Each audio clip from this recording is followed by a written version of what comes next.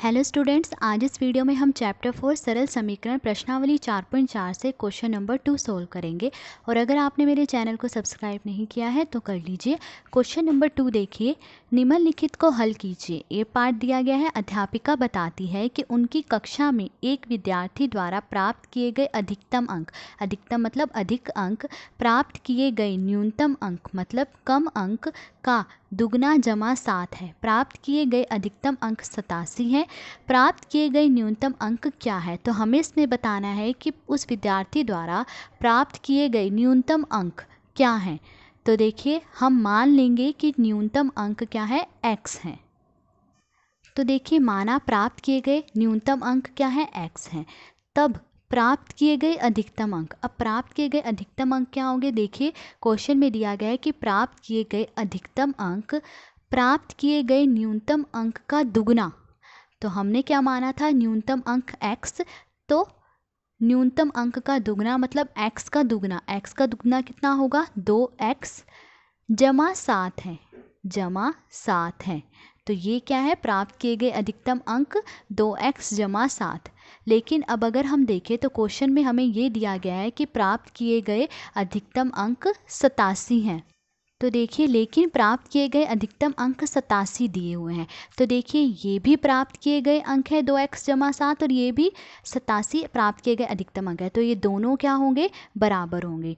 तो इसीलिए 2x जमा 7 बराबर है 87। ठीक है, अब ये समीकरण बन चुका है। अब हम इसमें x का मान निकालेंगे। तो 2x को हम यहीं रहने देंगे। ठीक है, 7 को बराबर के उस तरफ ले जाएंगे तो निशान बदल जाएगा, प्लस का है तो बराबर के इस तरफ माइनस का हो जाएगा, 87 माइनस 7। फिर देखिए, 2x बराबर 87 में से 7 गई, कितना आएगा, 80। ठीक है, अब x का मान निकालना है। x को यहीं रहने देंगे और 2 को बराबर के दूसरी तरफ ले जाएंगे। 2x के साथ गुणा में है तो बराबर के दूसरी तरफ जाके बटे में हो जाएगा, 80 बटे। तो अब इन्हें काट लेंगे, 2 एकम 2, 2 चौके 8 और ये 0। तो x का मान क्या आया, 40 आया।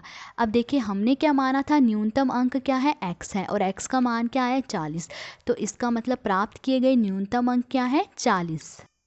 तो इसीलिए ये किसका निशान होता है, इसलिए का। तो इसलिए प्राप्त किए गए न्यूनतम अंक क्या है, 40 है। ठीक है, ये था ए पार्ट। नेक्स्ट बी पार्ट देखिए। नेक्स्ट बी पार्ट देखिए, किसी समद्विबाहु त्रिभुज में आधार कोण बराबर होते हैं। शीर्ष कोण 40 डिग्री है। इस त्रिभुज के आधार कोण क्या हैं? याद कीजिए कि त्रिभुज के तीनों कोणों का योग 180 डिग्री होता है। तो देखिए, समद्विबाहु त्रिभुज कौन सा होता है? जिस त्रिभुज की दो भुजाएं बराबर होती हैं वो क्या होता है, समद्विबाहु त्रिभुज होता है। अब दे रखा है कि समद्विबाहु त्रिभुज में आधार कोण बराबर होते हैं। ठीक है, और शीर्ष कोण 40 डिग्री है। तो अब हमें इस त्रिभुज के आधार कोण बताने हैं कि क्या होंगे। तो देखिए, ये एक समद्विबाहु त्रिभुज है। इसकी ये दो भुजाएं क्या है, बराबर है। और इसमें जो ये कोण होता है, ये कौन सा कोण होता है, ये शीर्ष कोण होता है। शीर्ष कोण कितना दिया है, 40 डिग्री। तो ये कोण 40 डिग्री है। और ये जो नीचे ये दो कोण है, ये दो कोण कौन से हैं, आधार के कोण। इन्हें हम क्या कहेंगे, आधार कोण। अब देखिए, हमें बताना है कि आधार कोण क्या होंगे। तो हम मान लेंगे कि माना प्रत्येक आधार कोण क्या है, x डिग्री है। तो माना प्रत्येक आधार कोण x डिग्री है, ये भी x डिग्री है, दोनों आधार कोण है, ये भी x डिग्री है और ये भी x डिग्री है। ठीक है, और दिखा हुआ भी है हमें कि समद्विबाहु त्रिभुज के आधार कोण बराबर होते हैं। तो अगर ये x डिग्री है तो ये भी x डिग्री होगा। अब देखिए, याद कीजिए कि त्रिभुज के तीनों कोणों का योग 180 डिग्री होता है। तो क्योंकि त्रिभुज के तीनों कोणों का योग 180 डिग्री होता है, तो इन तीनों कोणों का योग किसके बराबर होगा, 180 डिग्री के बराबर। तो क्योंकि त्रिभुज के तीनों कोणों का योग 180 डिग्री होता है, इसीलिए x डिग्री जमा x डिग्री जमा 40 डिग्री, इन तीनों कोणों का योग मतलब जोड़ बराबर होगा 180 डिग्री के। अब देखिए, ये भी एक x है और ये एक x है, इन दोनों को जोड़ेंगे तो क्या होगा, 2x डिग्री आएगा। फिर देखिए,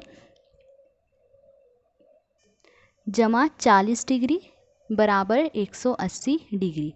अब देखिए, x का मान निकालना है हमें इसमें। तो हम 2x डिग्री यहीं रहने देंगे और 40 डिग्री को बराबर के उस तरफ ले जाएंगे तो प्लस का है तो बराबर के उस तरफ जाएगा तो माइनस का हो जाएगा। तो 180 डिग्री माइनस 40 डिग्री। अब देखिए, 2x डिग्री बराबर 180 में से 40 डिग्री गई, कितना आएगा, 140 डिग्री। अब x का मान निकालना है तो x डिग्री यहीं रहने देंगे और 2 को बराबर के दूसरी तरफ ले जाएंगे। देखिए 2 x के साथ गुणा में है तो बराबर के दूसरी तरफ बटे में चला जाएगा, तो 140 डिग्री बटे 2। अब देखिए दोनों को काट लेंगे, 2 एकम 2, 2 सत्ते 14 और ये 0, तो x का मान क्या आया 70 डिग्री। तो देखिए हमने माना था प्रत्येक आधार कोण x डिग्री है और x डिग्री का मान क्या है 70 डिग्री, तो इसलिए प्रत्येक आधार कोण क्या होगा 70 डिग्री, ये भी 70 डिग्री और ये भी 70 डिग्री। ठीक है, नेक्स्ट सी पार्ट देखिए। सी पार्ट देखिए, सचिन द्वारा बनाए गए रनों की संख्या राहुल द्वारा बनाए गए रनों की संख्या की दुगनी है। उन दोनों द्वारा मिलकर बनाए गए कुल रन एक दोहरे शतक से 2 रन कम है, तो प्रत्येक ने कितने रन बनाए थे हमें ये बताना है। तो देखिए सचिन ने जो रन बनाए हैं उनकी संख्या राहुल द्वारा बनाए गए रनों की संख्या से क्या है, दुगना है, तो हम मान लेंगे कि राहुल द्वारा बनाए गए रन की संख्या क्या है x है।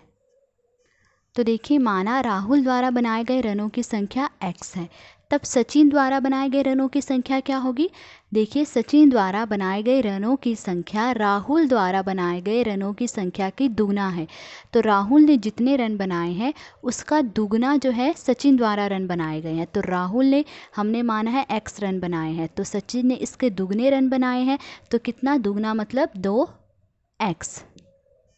तो अब आगे देखिए प्रश्नानुसार, प्रश्न के अनुसार क्या दिया गया है, उन दोनों द्वारा मिलकर बनाए गए कुल रन, तो उन दोनों मतलब राहुल और सचिन, इन दोनों के द्वारा बनाए गए कुल रन मतलब इन दोनों के रनों को जोड़ देंगे तो वो क्या होंगे कुल रन, तो x जमा 2x, तो उन दोनों के द्वारा बनाए गए ये कुल रन किसके बराबर है, एक दोहरे शतक से 2 रन कम है। दोहरा शतक मतलब क्या हो गया 100, दोहरा शतक मतलब 2 बार शतक मतलब 200, तो दोहरे शतक से 2 रन कम मतलब 200 से 2 कम मतलब 200 माइनस 2।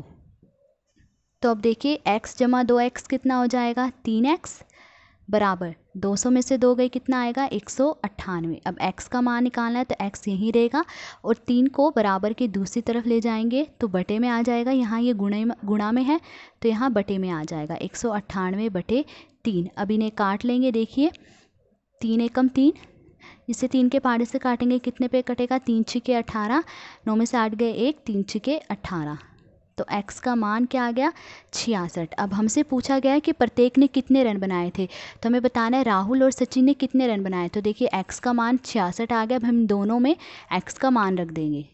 तो देखिए राहुल द्वारा बनाए गए रन हमने माना था x और x का मान क्या है 66, तो राहुल ने 66 रन बनाए हैं और सचिन द्वारा बनाए गए रन हमने माने थे 2x। ठीक है, तो अब x की जगह 66 रख देंगे, 2 गुणा 66, 2 जो x साथ गुणा में है ना तो 2 गुणा 66, 2 को 66 से गुणा करेंगे कितना आएगा 132। तो सचिन द्वारा बनाए गए रन कितने हैं 132। तो इस क्वेश्चन में यही बताना था। तो आज इस वीडियो में हमने क्वेश्चन नंबर 2 सोल्व करा। अगर आपको वीडियो अच्छी लगी हो तो please like share and subscribe. Thank you.